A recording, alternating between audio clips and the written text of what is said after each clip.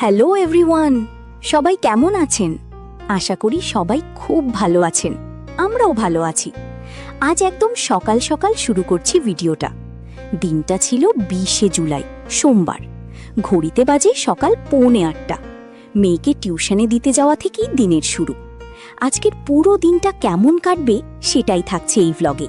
ভিডিওটার সাথে থাকবেন, আশা করি ভালো লাগবে। পালককে পড়াতে দিয়ে এসে আমি ততক্ষণে ওর টিফিনটা গুছিয়ে নিলাম। আজ দিয়েছি আপেল আর কলা। আজ থেকেই শুরু ওর এক্সাম। প্রথম বাংলা পরীক্ষা দিয়ে শুরু। ওরাল আর রিটেন দুটোই আজ একসাথে।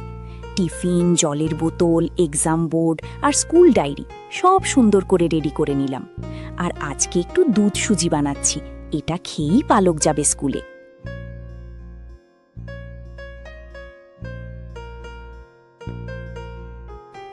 এখন ঘড়িতে 9:45। পালককে পড়া থেকে নিয়ে এসে আগে ওকে খাওয়াচ্ছি। খাওয়া শেষ করে স্নান করিয়ে একেবারে স্কুলের জন্য রেডি করে দিলাম। এবার ওকে নিয়ে বেরোবার পালা। বেরোনোর আগে ঠাকুরকে প্রণাম করে নিল। আজ ওদের সেকেন্ড টার্ম পরীক্ষা শুরু। ফার্স্ট টার্ম রেজাল্টও ইতিমধ্যেই বেরিয়ে গেছে। আজকে আমি ওকে স্কুলে দিয়ে আসব। চলুন বেরিয়ে পড়ি।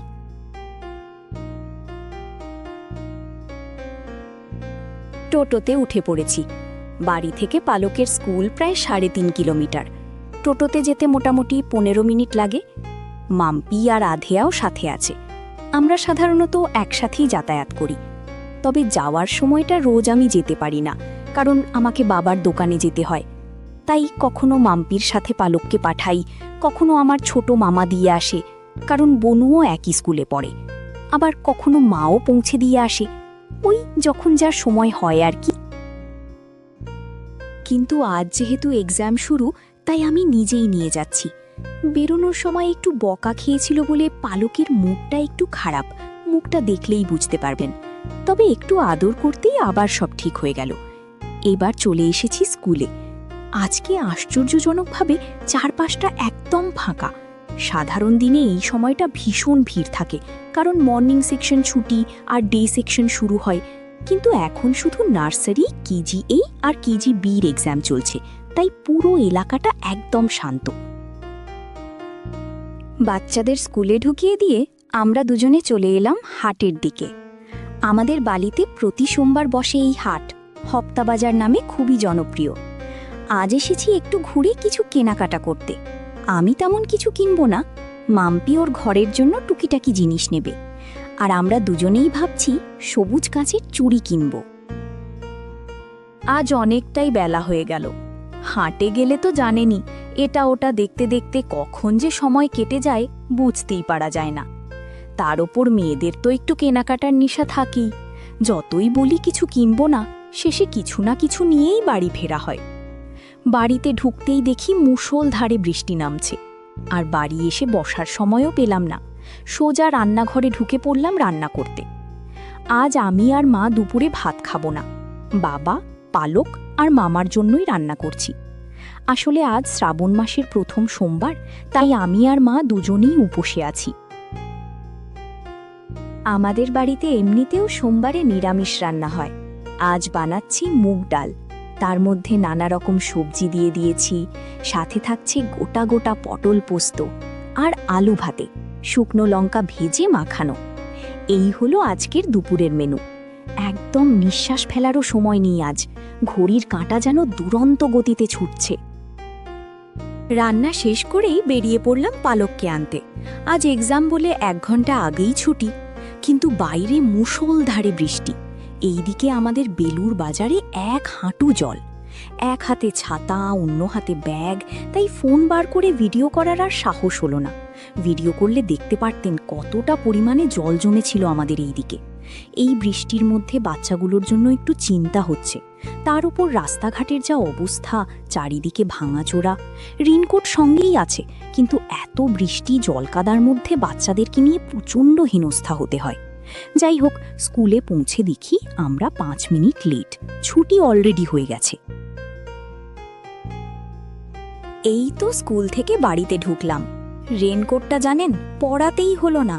স্কুলের গেটের বাইরে বেরোতেই টোটো পেয়ে গেলাম।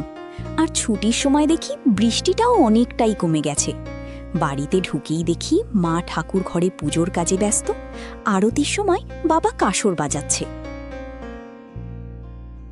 এদিকে বাড়ির কাজও চলছে রোজকার মতো। মামা ভাঙাচোরার কাজ করছে। আমিও আর দেরি না করে পালককে ফ্রেশ করিয়ে খাওয়াতে বসিয়ে দিলাম। ওর জন্য ঝাল ছাড়া আলু মেখে রেখেছিলাম, সাথে সবজি দেওয়া ডাল। এইভাবেই দিনের ব্যস্ততার মধ্যেই সব কিছু একসাথে সামলে নিচ্ছি।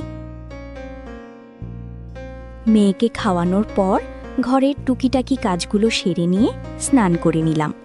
তারপর পুজোর জন্য রেডি হয়ে আজ হাট থেকে কেনা সবুজ কাঁচের চুড়িগুলো হাতে পরলাম। মায়ের জন্যও এনেছিলাম, সেও পরে নিল।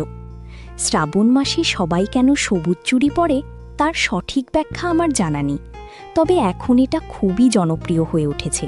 প্রায় সবার হাতেই দেখা যাচ্ছে এই সবুজ চুড়ি। কয়েক বছর আগেও কিন্তু এতটা প্রচলন ছিল না। আমিও এই বছরই প্রথম পরলাম। আমি বিভিন্ন জায়গায় খুঁজে মানুষের সাথে কথা বলে যেটুকু জানতে পেরেছি সেটাই আপনাদের বলছি। যদিও এটা পুরোপুরি সত্যি কিনা সেটা আমি নিশ্চিত নই। শ্রাবণ মাসে প্রকৃতি সবুজে ভরে ওঠে, তাই সবুজ রঙকে নতুন জীবন আর সৌভাগ্যের প্রতীক ধরা হয়। এই সময় সবুজ চুড়ি পরলে মহাদেব ও দেবী পার্বতী প্রসন্ন হন, এমনটাই অনেকের বিশ্বাস। এছাড়া সবুজ রং বুধ গ্রহের প্রতীক, যা পরিবারে সুখ ও সমৃদ্ধি আনে বলেও মনে করা হয়। আর কাঁচের চুড়ির মৃদু শব্দ নাকি ঘরের নেতিবাচকতা দূর করে, ইতিবাচক পরিবেশ তৈরি করে। এটাই হলো এই চুড়ি পরার পিছনের একটা সুন্দর ধারণা। এবার ঠাকুর ঘরে চলে এলাম। ঘড়িতে এখন দুপুর 3টে। শ্রাবণ মাসের প্রথম সোমবারের ব্রত উপলক্ষে আজ আমি মহাদেবের চরণে পঞ্চামৃত অভিষেক করাচ্ছি, দই, ঘি, মধু, দুধ আর সিদ্ধি দিয়ে। শ্রাবণ মাস নিয়ে অনেকেরই অনেক রকমের মতামত আছে, তবে বিশেষ করে সোমবারটা কেন এত গুরুত্বপূর্ণ সেটা নিয়ে পুরাণে একটা সুন্দর ব্যাখ্যা পাওয়া যায়। শোনা যায় সৃষ্টি রক্ষার জন্য মহাদেবের বিষপান আর দেবী পার্বতীর কঠোর তপস্যা, এই দুই কারণেই শ্রাবণের সোমবার ভোলানাথের অত্যন্ত প্রিয়।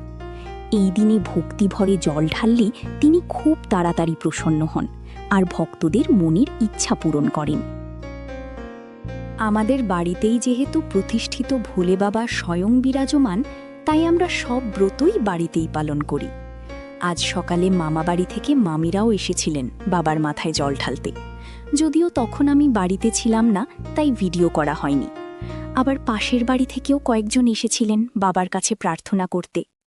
আর এদিকে মা তো আমার জন্য সব কিছু আগেই গুছিয়ে রেখেছে, তাই আমার কোনো অসুবিধাই হচ্ছে না। সব কিছু হাতের কাছেই আছে। আমি শুধু মন দিয়ে নিজের মতো করে বাবাকে সেবা করে যাচ্ছি। প্রায় বিকেল 3:45 বাজে।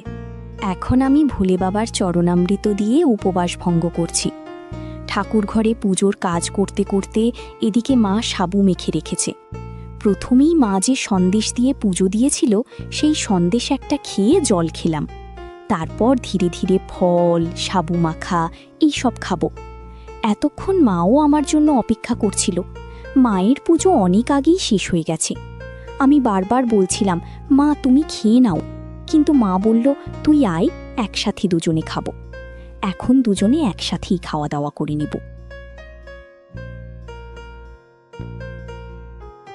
খাওয়া দাওয়ার পর একটু রেস্ট নিয়েছিলাম, প্রায় 2 ঘন্টা মতো ঘুমালাম।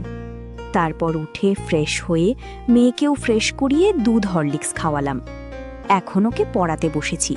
কাল ইংরেজি পরীক্ষা, তাই আজ সেই প্রস্তুতিই চলছে। ইংরেজি কিন্তু পালকের সবচেয়ে প্রিয় সাবজেক্ট। এখন ঘড়িতে প্রায় রাত 8টা বাজে। একটু খিদেও পাচ্ছে, তাই মা আমার জন্য দইয়ের শরবত বানিয়ে দিচ্ছে। এখন শরবতটা খাই, তারপর রাতে শোয়ার আগে 1 সিদ্ধ ভাত খাবো।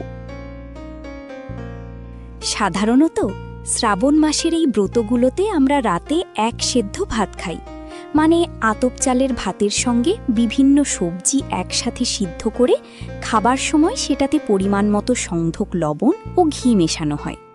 উপোসের পর সেই সাদামাটা ভাতটাও যেন অমৃতের মতো স্বাদ লাগে। আজ মা সবজির মধ্যে দিয়েছে আলু, কুমড়ো, পটল, টমেটো, কাঁচা লঙ্কা আর পেঁপে। খুবই সহজ কিন্তু ভীষণ তৃপ্তিদায়ক একটা খাবার। আজ তাহলে এখানেই বিদায় নিচ্ছি। খুব শিগগিরই আবার দেখা হবে এমনই কিছু সুন্দর মুহূর্ত নিয়ে। সবাই ভালো থাকবেন, সুস্থ থাকবেন। Tata, bye bye.